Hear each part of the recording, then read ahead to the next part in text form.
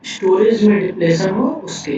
Okay, इसको अगर हम स्टेटमेंट लिखें तो ये हो स्टेटमेंट हमारा हो जाएगा कि the rate discharge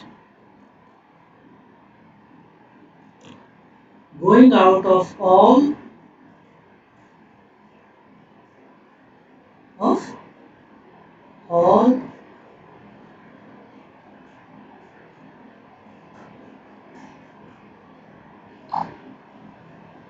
all the boundary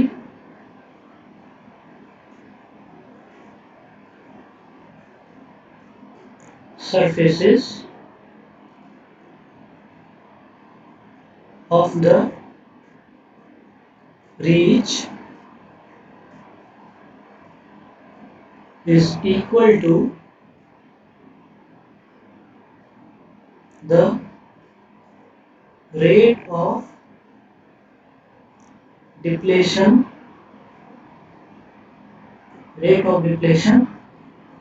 of the storage within it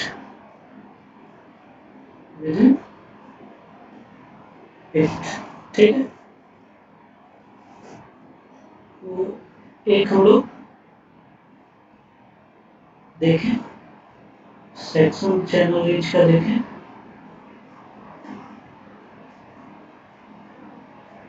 ठीक है, इस पे इस तरह फ्लो हो रहा है। ठीक है, ये क्या है हमारा वाटर सरफेस एलिवेशन। कब? एट टाइम टी, किसी टाइम टी में ये वाटर सरफेस एलिवेशन है। ओके, ये मान लेते हैं हमारा एक सेक्शन है और ये मान लेते हैं हमारा दूसरा सेक्शन है। ओके, ये सपोज करते हैं कि डेप्थ ऑफ फ्लो क्या है, y है, और दोनों जो हमारे सेक्शंस हैं उनके बीच की दूरी बहुत छोटी सी दूरी है, डेल्टा x। सेक्शन 1 पे डिस्चार्ज एंटर हो रहा है Q1, सेक्शन 2 से डिस्चार्ज निकल रहा है Q2। ओके, ठीक है, ये हो रहा है। अब अगर हम कंसीडर करें situation if Q2 is greater than Q1। ठीक है, अगर Q2 Q1 से बड़ा है तो क्या होगा, इसका क्या मतलब हुआ कि मोर डिस्चार्ज जो है वो यहाँ से बाहर जा रहा है कंपेयर टू डिस्चार्ज जो यहाँ से इसमें एंटर कर रहा है। ठीक, ठीक है। तो अगर यहाँ से ज़्यादा डिस्चार्ज बाहर चला जाएगा और यहाँ से कम डिस्चार्ज अगर आ रहा है, हाँ, इसको सिंपल अगर हम वाटर टैंक की तरह समझें कि टैंक में हमारा पानी जो है, ठीक है, जितना आ रहा है उससे ज़्यादा टैंक से पानी बाहर निकल रहा है, तो क्या होगा, ये इधर पे हमारा जो स्टोरेज है, स्टोरेज सपोज वाई है, उसमें डिप्लेशन आएगा, गिरावट आएगी। ठीक है, तो मान लेते हैं कि Q2 डिस्चार्ज के कारण, ठीक है, डेल्टा टी टाइम के बाद जो वाटर सरफेस एलिवेशन है वो यहाँ आ गया डिक्रीज हो गया। ओके, तो हमारा कंटिन्यूटी इक्वेशन जो है स्टेडी फ्लो के लिए उसको उसको अगर हम ध्यान में रखें तो इसका क्या मतलब हुआ कि जो भी हमारा यहाँ से जो भी डिस्चार्ज बाहर चला जा रहा है इस रीच से, ठीक है, इस रीच से जो भी डिस्चार्ज बाहर चला जा रहा है एक्सेस, वो किसके इक्वल होगा, ये जो डिक्रीज हुआ इसके। हाँ, ये जो डिक्रीज हुआ इसके। तो इस अनस्टेडी फ्लो के लिए, इस अनस्टेडी फ्लो के कंटिन्यूटी इक्वेशन को फाइंड आउट करने के लिए हमें क्या करना होगा, इस सेक्शन से कितना एक्सेस फ्लो बाहर जा रहा है ये देख फाइंड आउट करना होगा हमें, एंड देन हमें ये भी फाइंड आउट करना होगा कि ये जो स्टोरेज में जो ये डिक्रीज हुआ ये कितना हुआ। ठीक है, दोनों ही अगर हम इक्वल कर देंगे तो हमें पता चल जाएगा। ठीक है, ठीक है, तो देखते हैं इसको हम कैसे कर सकते हैं। ठीक, तो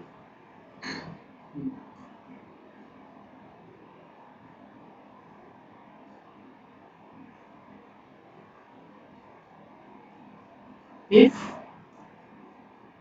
delta x is equal to distance between sections 1 and 2, delta one क्या है, फिर डेल्टा एक्स क्या है, 1 और 2 के सेक्शन 1 और 2 के बीच डिस्टेंस है। ठीक है, अगर ये डिस्टेंस है तो ये डिस्चार्ज जो हुआ उसमें अंतर कितना हुआ, Q2 माइनस Q1, ये अंतर कितना हुआ होगा। ठीक, तो डिस्चार्ज वेरी किसके अलाउंग किया, केवल x के। ठीक है, लॉन्गिट्यूडनल को ही हम केवल लॉन्गिट्यूडनल पार्ट कंसीडर करते हैं। ओके,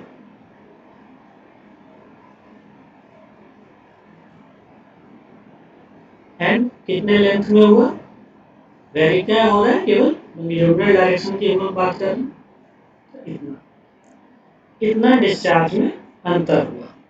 ओके, तो excess volume rate of flow कितना हुआ होगा, एक्सेस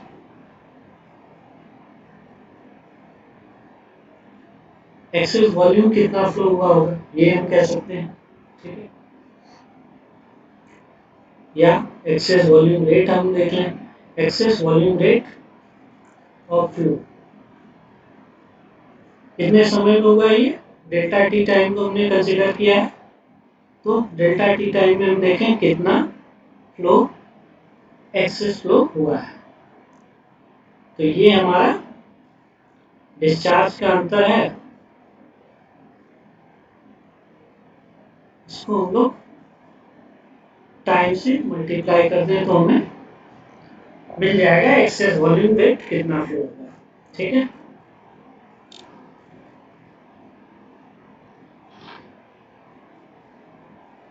नेक्स्ट हम लोग अभी हमने एक पार्ट तो जान लिया, एक्सेस फ्लो कितना बाहर गया, दूसरा जानना है अभी अब हमें कि रेट ऑफ डिप्लेशन कितना था, कितना डिप्लेशन हुआ, टोटल डिक्रीज क्या हुआ। ओके, उस डेल्टा टी टाइम। ठीक है, तो हम लोग क्रॉस सेक्शन ड्रॉ कर लेते हैं उसी का। ठीक है, सपोज इतना वाटर है, जो चैनल है उसमें इतना वाटर है। ओके, वाई डेप्थ फ्लो हो रहा है और ये क्रॉस सेक्शनल एरिया जो है ए है। ठीक है, इसको हम लोग प्रिज्मेटिक चैनल नहीं कंसीडर कर रहे हैं। ठीक, नेचुरल सेक्शन है। ओके, तो इसलिए ऐसा है। ठीक है, इसका area cross sectional area A, depth of flow Y. अब चूंकि हम नेचुरल कंसीडर किए हुए हैं तो नेचुरल में क्या होगा, हर जगह डेप्थ ये विड्थ जो होगा वो वेरी करेगा। ठीक है, तो कंसीडर कर लेते हैं कि हमारा टॉप पे जो विड्थ था, टॉप पे विड्थ टी है। ठीक है, जब वाई डेप्थ ऑफ फ्लो है तो टॉप विड्थ टी है। ओके, अब एक छोटे से डेप्थ डी वाई पे, छोटे से डेप्थ डी वाई पे एरिया कितना होगा, इस क्रॉस सेक्शन का एरिया कितना होगा, टी इंटू डी वाई, यही होगा छोटे से हिस्से में। सॉरी, ये तो एक जैसा नहीं है इसलिए डेल्टा के नहीं लिख के में डी ए लिखना है। ठीक है, तो यहाँ लिखे हम if T equal to top width of section for depth y. Okay, अगर ये है देन टी क्या वेरी कर रहा है, y पे डिपेंड करता है, ठीक है। टी केवल y पे निर्भर है, एक ही डायरेक्शन में निर्भर है, इसलिए केवल y वाले पार्ट को ही हम लोग कंसीडर करें। Then area divided by depth will give the width. Okay, this t will be equal to this. Okay,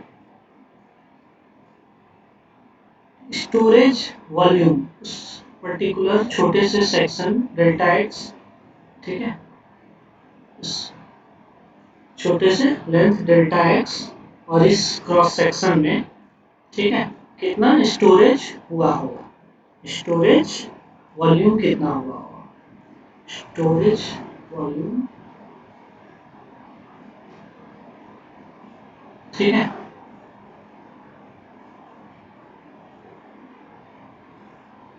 storage volume at any depth y, ठीक है, कितना हो जाएगा स्टोरेज वॉल्यूम, तो जो इसका क्रॉस सेक्शनल एरिया है मल्टीप्लाइड बाय चैनल रेंज का जो हम लेंथ माने हुए डेल्टा एक्स, इतना सा वॉल्यूम होगा। रेट ऑफ डिक्रीज क्या होगा, डिक्रीज भी हुआ है, ठीक है, क्योंकि एक्सेस फ्लो Q2 Q1 से बड़ा है तो डिक्रीज हुआ ही होगा, तो rate of decrease of storage, कितना डिक्रीज हुआ होगा स्टोरेज में, ठीक है, तो that will be equal to what, minus delta X length हो गया, ठीक है, and into del A by del Y into del Y by del T. ये जो डिक्रीज हुआ होगा ये टाइम के रिस्पेक्ट में हुआ होगा, ठीक है, डेल्टा टी टाइम में, टाइम के रिस्पेक्ट में, तो एरिया डिवाइडेड बाय टाइम, ठीक है, उसको सिंप्लीफाई किया करके हमने सीधा लिख दिया एरिया को, क्या लिख दिया, del A upon del Y into del Y upon del T. Okay, so this becomes delta x into del a upon del y क्या, t into del y by t, y में t के साथ change, t के respect में change. Okay, तो negative sign क्या हमारा दिखा रहा है, डिक्रीज हो रहा है, ठीक है, ये रेट है, तो कितना डिक्रीज हुआ होगा, t delta T time decrease in storage in time delta T, कितना डिक्रीज हुआ होगा, minus delta H T into del Y upon del T multiplied by delta T time. Okay, तो ये हमारा हो गया सेकेंड इक्वेशन, ये हमारा फर्स्ट था, एक्सेस वॉल्यूम हमने जान लिया, ये हमारा हो गया सेकेंड। ओके, तो बाय कंटिन्यूटी, कंटिन्यूटी इक्वेशन जो है स्टेडी फ्लो, उसके डेफिनेशन के अकॉर्डिंग क्या होना चाहिए, दोनों चीजें इक्वल होनी चाहिए, by continuity del X upon del Q upon del x,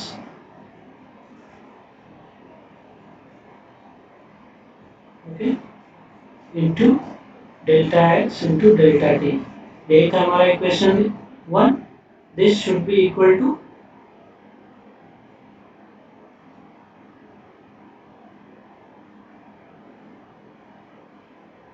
ये हमारा इक्वेशन 2 के इक्वल होना चाहिए। ओके, सो दिस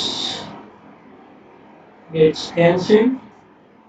तो हमारा ये इक्वेशन क्या बन गया, del Q upon del X plus T del Y upon del T is equal to 0। ये जो इक्वेशन है ये क्या कहलाता है, basic equation of continuity for unsteady open channel flow.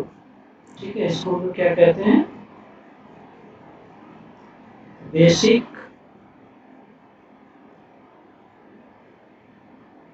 Continuity equation for unsteady open channel flow. ठीक, तो ये हमारा था कंटिन्यूटी इक्वेशन। ओके, जनरली ये वाला हमें आरबीएफ में यूज आएगा, आरबीएफ में ज़्यादा यूज आएगा, वैसे अभी भी आएगा ही, और आरबीएफ में ज़्यादा यूज आएगा। ठीक, नेक्स्ट हम लोग आगे देखेंगे एनर्जी इक्वेशन। ठीक है, आगे देखेंगे हम लोग एनर्जी इक्वेशन। तो एनर्जी इक्वेशन,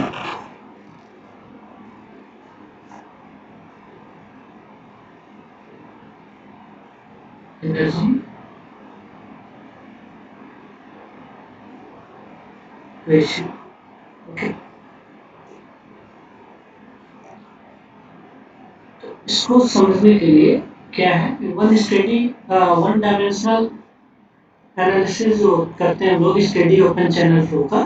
ठीक है, तो उसमें हमारा एनर्जी इक्वेशन बर्नौली इक्वेशन के फॉर्म में रहता है। ओके, तो एनर्जी इक्वेशन क्या कहता है हमारा कि डाउन स्ट्रीम सेक्शन पे जो टोटल एनर्जी होगा, ठीक है, वो अप स्ट्रीम पे टोटल एनर्जी जो होगा उससे डिफर करेगा। कितने अमाउंट से, तो जो लॉस ऑफ एनर्जी हुआ दोनों सेक्शन के बीच उससे। ठीक है, दैट मीन्स अगर इसको हम कहें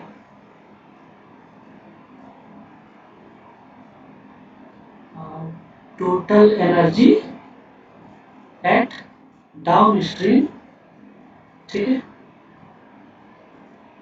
minus total energy eight up stream, ये इक्वल टू क्या होगा, लॉस ऑफ एनर्जी। यही हमारा एनर्जी इक्वेशन है। ठीक है, इसको अगर हम बाय स्टेटमेंट लिखें तो हमारा क्या होता है, ये स्टेटमेंट बिल्कुल ये पहले in case of steady open channel flow, ये हमारा बर्नौली इक्वेशन के फॉर्म में रहता है।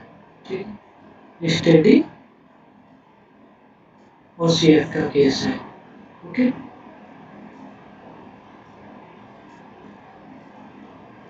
तो क्या होता है, एक बार स्टेटमेंट हम लोग लिख लें कि the total energy eight a downstream section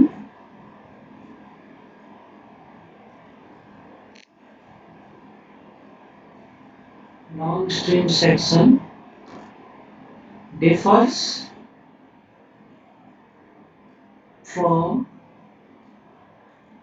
the total energy at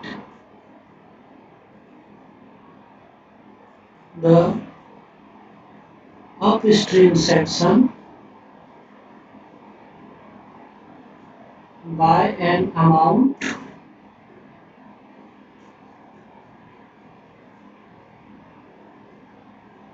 equal to the loss of energy between the sections, okay. तो इसको थोड़ा समझने के लिए हम लोग एक स्टडी वेरिड फ्लो कंसिडर करते हैं, ठीक है, स्टेडी वेरिड फ्लो किसी चैनल में, ओके। ये मान लेते हैं हमारा एक चैनल का बेड है, ठीक है, इंक्लाइंड है, इंक्लाइनेशन कितना है,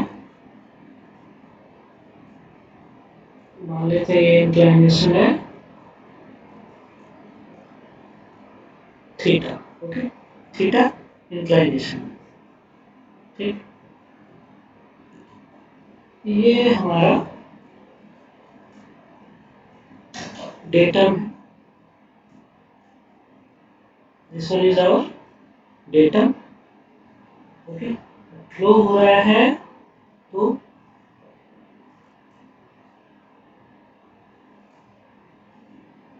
इस तरह फ्लो हो रहा है, ओके। हम सेक्शंस कंसीडर कर लें, एक सेक्शन मान लेते हैं ये है 1 1, दूसरा सेक्शन मान लेते हैं ये है 2 2, ओके। दो सेक्शंस हमने मान लिए, ओके। देन एनर्जी जो है हमारा, एनर्जी लाइन कहाँ हो जाएगा, सपोज एनर्जी लाइन यहाँ है,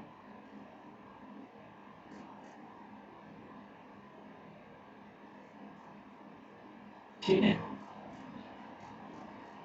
एनर्जी लाइन हमारा कहाँ है, यहाँ है, इस सेक्शन के बीच, this one is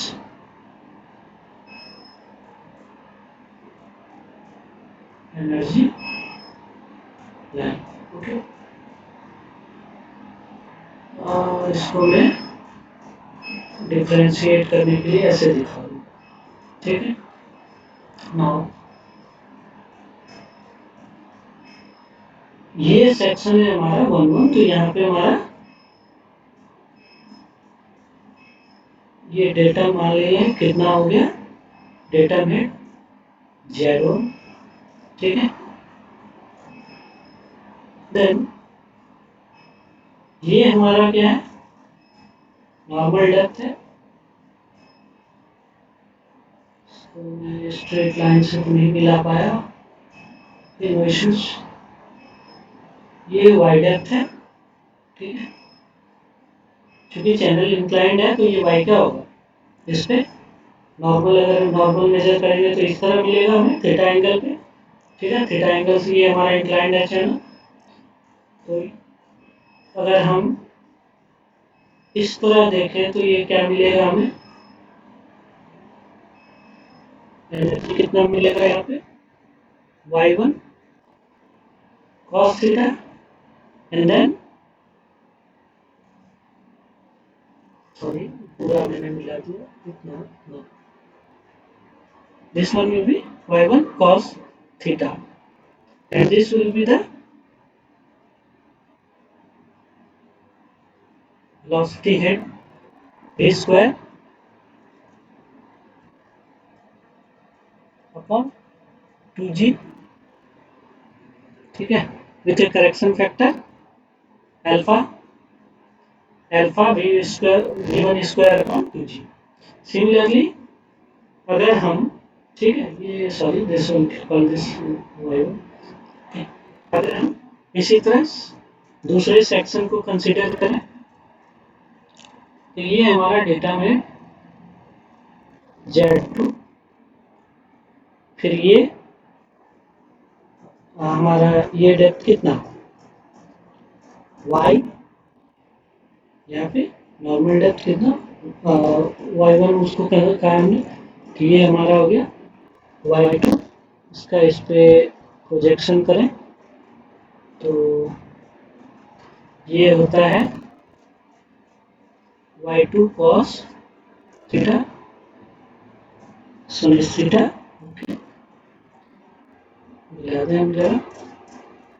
okay, then we have the energy head, energy line यहाँ है,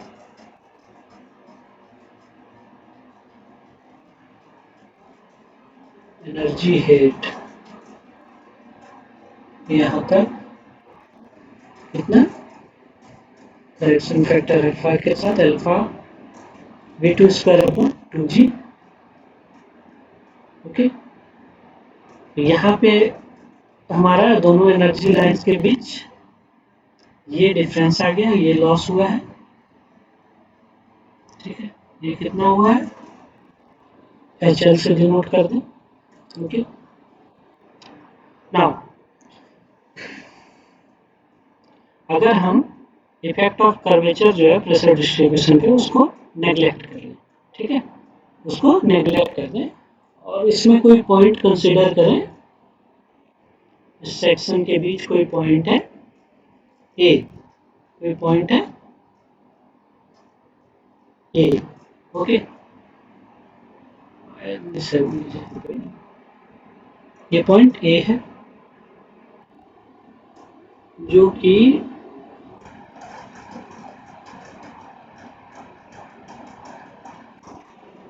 जो टॉप है हमारा टॉप सरफेस वहां से डी डेप्थ पे, ठीक है, ये हो गया, इस पॉइंट को हम लोग कहते हैं ओ, ये हो गया ए, ये पॉइंट हम लोग कह देते हैं इसको बी।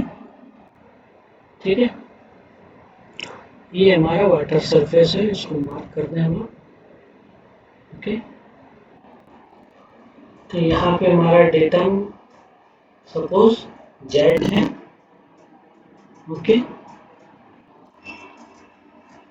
देन अगर हम पॉइंट ए को कंसीडर करें, ठीक है, अगर पॉइंट ए को कंसीडर कर रहे हैं तो पॉइंट ए का डेटम कितना हो जाएगा, ये हो जाएगा पॉइंट ए का data, let us denote it with Z A. ठीक,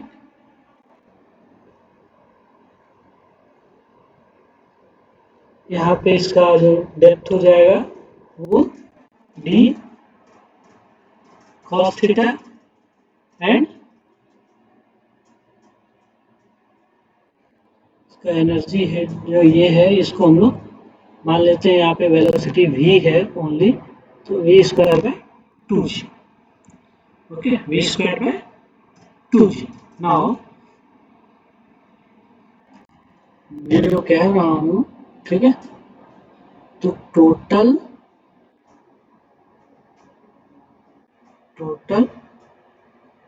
energy head at a depth d, ठीक है, इसको हम लोग पॉइंट ए कह रहे हैं, at a depth D from the water surface, water surface से कितने डेप्थ पे हो, डी डेप्थ पे कोई पॉइंट है ए, वहां पे total energy head H equal to कितना आ जाएगा, जो वहां पे डेटम हेड है प्लस जो प्रेशर हेड है प्लस जो काइनेटिक हेड है, यही होगा वहां पे टोटल एनर्जी। ठीक है, अब ये जो टोटल हेड है, ठीक है, ये क्या रहेगा, कांस्टेंट रहेगा, ये एच जो है, ठीक है, ये क्या होगा, कांस्टेंट रहेगा डी के किसी भी वैल्यूज के लिए from 0 to Y, Y depth में फ्लो हो रहा है, तो 0 टू वाई में अगर हम लोग वेरी कराएं डी को, तो हमारा एच का जो वैल्यू होगा वो क्या होगा, सेम ही रहेगा। ठीक है, वाई क्या है, depth measure normal to the bed. ठीक, तो हम लोग किसी भी, ठीक है, किसी भी सेक्शन पे डेप्थ अगर टोटल एनर्जी बताना चाहें तो कितना हो जाएगा, अगर मान लेते हैं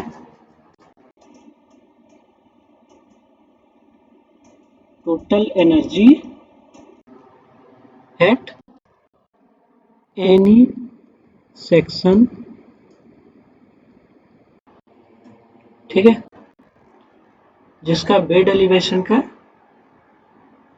bed is at an elevation of Z, elevation Z का डेटा, ठीक है।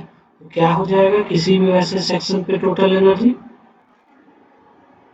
डेटा हेड प्लस, ठीक है, वाई डेप्थ है तो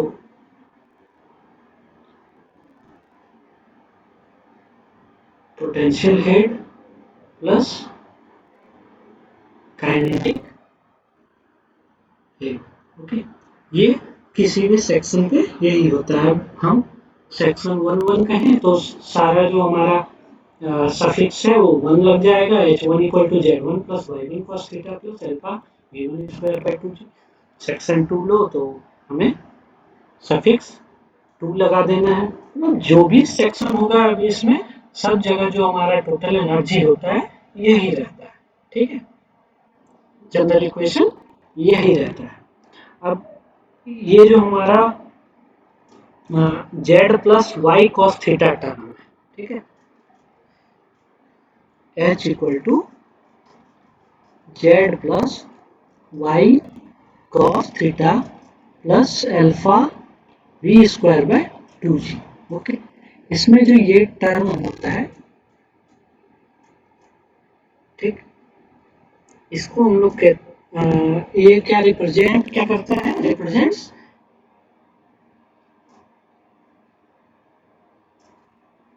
एलिवेशन ऑफ हाइड्रोलिक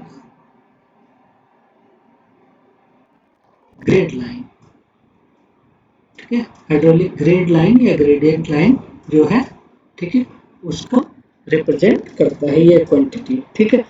अब हमने तो इसमें कंसीडर कर लिया था कि चैनल का बेड स्लोप जो है, ठीक है, वो थीटा है। और ऐसा हो सकता है कि जो थीटा हो, ठीक है, वो स्मॉल वैल्यूज बियर करे। इफ cos थीटा या कहें theta is very small, okay, if theta is very small, हम लोग if theta is very small, ठीक है, very small, theta is very small, तो तब उस केस में क्या होगा, cos थीटा जो हमारा होगा वो नियरली इक्वल टू 1 क्या होगा, ये हमारा जो इक्वेशन होगा ये क्या बन जाएगा, z plus Y plus alpha V square upon 2g, okay. ये हमारा इक्वेशन बन है। तो इन मोस्ट केसेस क्या होता है, मोस्टली जो होता है हमारा चैनल बेड मोस्टली वो 10 डिग्री से कम ही रहता है, ठीक है, मोस्टली वो 10 डिग्री से कम ही रहता है। तो ये हमारा था एनर्जी इक्वेशन, ठीक है, यही हमारा आइदर हम लोग ये इक्वेशन याद रखें विथ स्लोप बेंड, और ये हम लोग मान के चलें कि स्लोप नेग्लेजिबल है, ठीक है। तो ये दोनों ही इक्वेशन जो है एप्लीकेबल है, ठीक है, हर केस में एप्लीकेबल है, ओके। स्टेडी फ्लो हो अनस्टेडी फ्लो हो, एनर्जी इक्वेशन दोनों ही केस में सेम तरीके से एप्लीकेबल है। नेक्स्ट हम लोग मूव करेंगे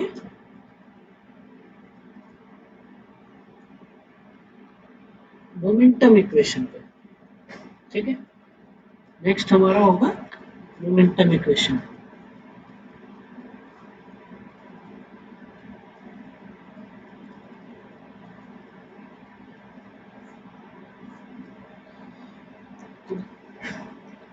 ओपन चैनल फ्लो प्रॉब्लम्स में जो यूज होता है, ठीक है, वो जनरली क्या यूज होता है, linear momentum equation.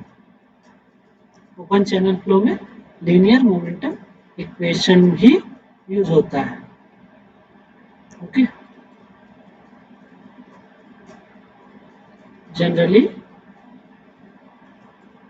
Used in OCF.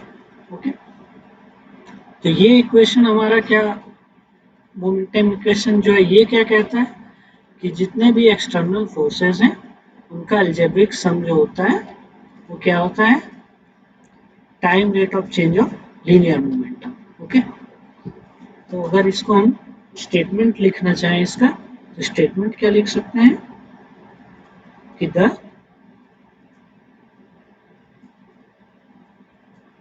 algebraic sum of all external forces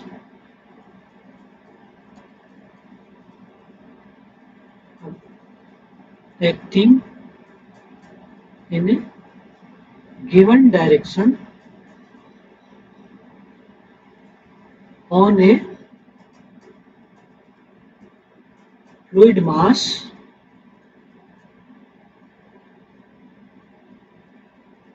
equals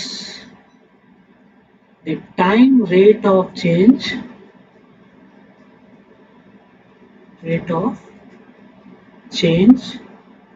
of linear momentum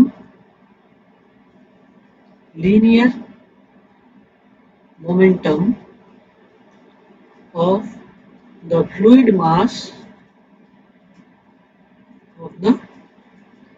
fluid mass in the direction, in that direction। Okay, तो ये हमारा इसका स्टेटमेंट हो गया। ठीक है, अब इसको समझने के लिए हम लोग छोटा सा एक कंट्रोल वॉल्यूम कंसिडर करेंगे। ठीक है, दो सेक्शंस के बीच।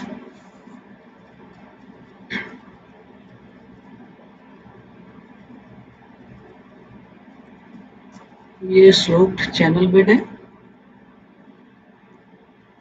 ठीक, इस पे हमारा फ्लो हो रहा है ऐसे। ये एक सेक्शन है 1, ये एक सेक्शन है 2।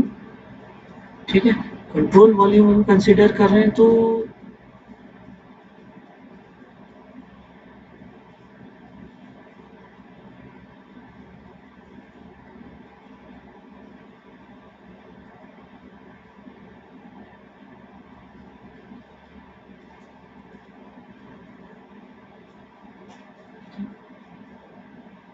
कंट्रोल वॉल्यूम हमने कंसिडर कर लिया। ठीक है, ये कंट्रोल वॉल्यूम है। इस कंट्रोल वॉल्यूम में फ्लो इधर से आ रहा है। ओके, सपोज क्यू डिस्चार्ज आ रहा है। ओके, तो फोर्सेस की बात करें तो इस तरफ से फ्लो के कारण कोई फोर्स जनरेट होगा F1, देन इस तरफ फोर्स होगा F2, फिर वाटर फ्लो हो रहा है। ठीक है, तो वेट जो होगा वो तो होगा ही।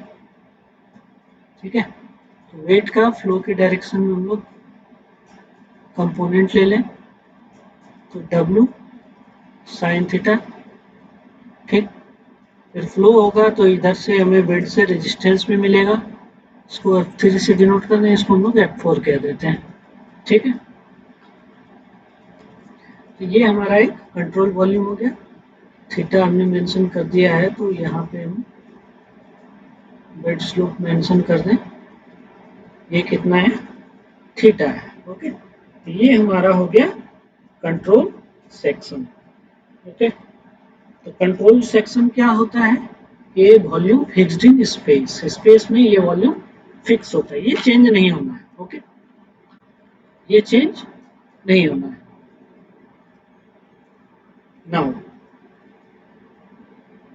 हमने कंसीडर कर लिया कंट्रोल वॉल्यूम, प्लॉट कर दिया सारे फोर्सेस को। ओके, तो ये कंट्रोल वॉल्यूम की बाउंड्रीज क्या क्या हैं? एक तो ये सेक्शन 1 और 2 जो है ये उसका बाउंड्री है, एक तो हमारा जो बेड है वो भी उसका बाउंड्री बना रहा, और तीसरा एक हमारा फ्री स्पेस जो है वो उसके बाउंड्री को हमने कंसीडर कर लिया। ओके, तो फोर्सेस कौन कौन से हो गए हमारे पास? तो फ्लो के कारण प्रेशर फोर्सेस हैं F1 एंड F2। ठीक है, ये प्रेशर फोर्सेस हो गए। देन F3 ये टेंजेंशियली एक्ट कर रहा है, टेंजेंशियल फोर्स ऑन बेड। ठीक है, ये फ्रिक्शनल भी हो गया। देन F4 ये क्या है? Body force. तो ये 4 फोर्स इस कंट्रोल वॉल्यूम पे लग रहे हैं। तो जो हमारा लीनियर मोमेंटम इक्वेशन है, ठीक है, स्टेडी फ्लो डिस्चार्ज के लिए, ठीक, वो कितना हो जाएगा? उसका डेफिनेशन के अकॉर्डिंग हमारा सारा समेशन कितना होना चाहिए? इक्वल टू होना चाहिए जो हमारा मास, ये टाइम रेट ऑफ चेंज जो है हमारा मोमेंटम का, उसके। ओके, तो सारे फोर्सेस का हम समेशन करें, summation F1 summation F, sorry, ये क्या हो जाएगा? F1, okay, then F2 is in opposite direction, F3 in opposite direction and F4 is same direction। ठीक, M2 माइनस M1। ठीक है, यहाँ M2 क्या है?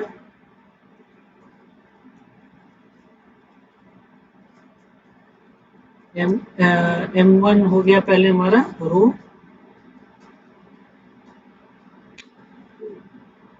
करेक्शन फैक्टर अप्लाई कर लेते हैं बीटा। ओके, इसमें बीटा 1 लगा देते हैं, रो Q V1। ओके, ये क्या है? मोमेंटम फ्लक्स सेक्शन 1 से। Okay, momentum flux entering section 1 and M2 with correction factor beta 2, ये क्या है?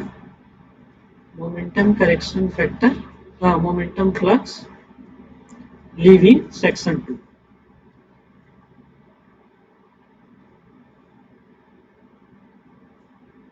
ठीक है,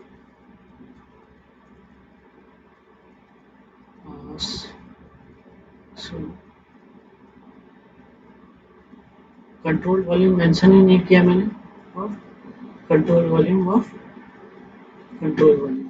ठीक है, क्योंकि कंट्रोल वॉल्यूम अगर नहीं मेंशन करें तो फिर ये मीनिंगलेस हो जाता है। okay? तो हमने इसमें कंट्रोल वॉल्यूम तक लगा दिया। ठीक है, तो ये जो हमारा लीनियर मोमेंटम के लिए ये जो इक्वेशन है, summation F equal to F1 minus F2 minus F3 plus F4। ठीक है, तो किसी भी फ्लो में हम प्रॉपरली अगर आइडेंटिफाई कर लें, प्रॉपर आइडेंटिफिकेशन कर लें कंट्रोल वॉल्यूम का, तो बहुत इजीली हम लोग मोमेंटम इक्वेशन लगा के, ठीक है, जो भी प्रॉब्लम है उसको हम सॉल्व कर सकते हैं। तो ये हमारा जो मोमेंटम इक्वेशन है, जनरली ये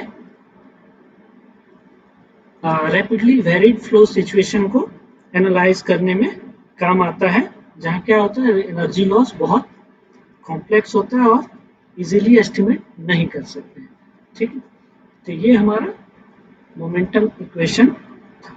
ठीक, उसको यहीं क्लोज करते हैं। Thank you.